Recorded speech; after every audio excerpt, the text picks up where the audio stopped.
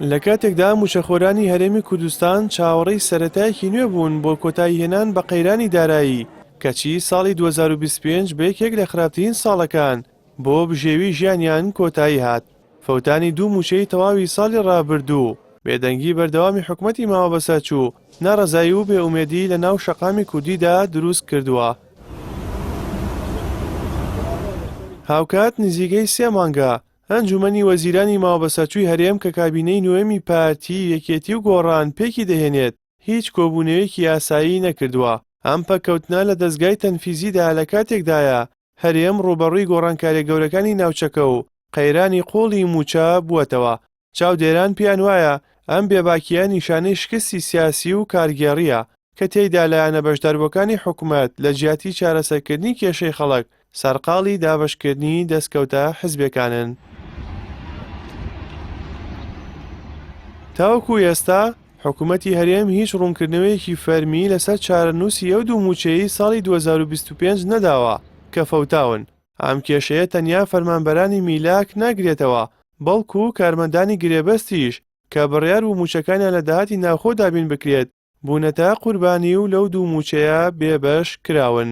شارەزانی ئابووری ئەمە بەدزیەکی گەورە و فەوتاندنی مافی یاسایی موچەخۆران ناو دەبن کە تێیدا حکومەت بەبێ هیچ پاساوێک شای سەردارایەکانی هاوڵاتیانی بۆ بەژەوەندی تەمومژاوی بەکار هێناوە.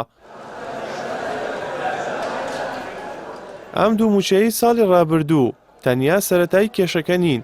ئەگەر سێری کارنامەی حکومەتی هەرێم بکەین لە ساڵی 2014ەوە تاوەکو ئێستا دەبینین موچەخۆران زیاتر لە 40 موچەی تەواو یان پاشەکەوتکرا و نیوە موچەیان لای حکومەتە کە تا ئێستا چارەنووسیان نادیارە. ئەمە جگە لەوەی ساڵانە بەدەستی دەستیکردن و ململانەی سیاسی لەگەڵ بەغداد چەندین مانگی دیکە لە کیس موچەخۆران چووە کەوای کردووە متمانە لە نێوان هاوڵاتی و دەسەڵاتدا بە تەواوی بپسێت. هاوکات ساڵی نوێ تەنیا بە هەڵگرتنی باری قورسی ساڵی ڕابردوو دەست پێ ناکات بەڵکو ڕوبەڕووی مەترسی نوێ دەبێتەوە.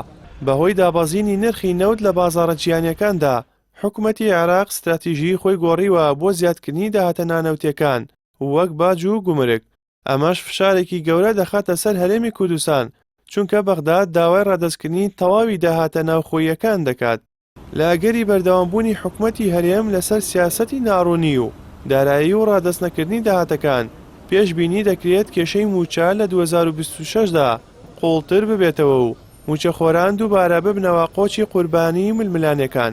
بێباکی کابینەی نوێ مولایەنە پێکهێنەرەکانی بەرامبەر شایستە دارایەکان هێندەی دیکە موچەخۆرانی بێئومێد و تووڕە کردووە. موچەخۆران لە چاوەڕوانی حکومەتێکدان کەلانی کەم ئامادە بێت کۆبوونەوەیەک لەسەر ژیانی ئەوان بکات نەک تەنیا وەک ژمارە لە کاتی هەڵبژاردنەکاندا سەیران بکات. پاشەکەوتکردن و فەوتاندنی موچە بووەتە ناسنامەی ئەم دەسەڵاتە کەوا دەردەکەوێت جگە لە دەستیکردن بکات هیچ پلانێکی بۆ چاکسازی ڕاستەقینە نەبێت.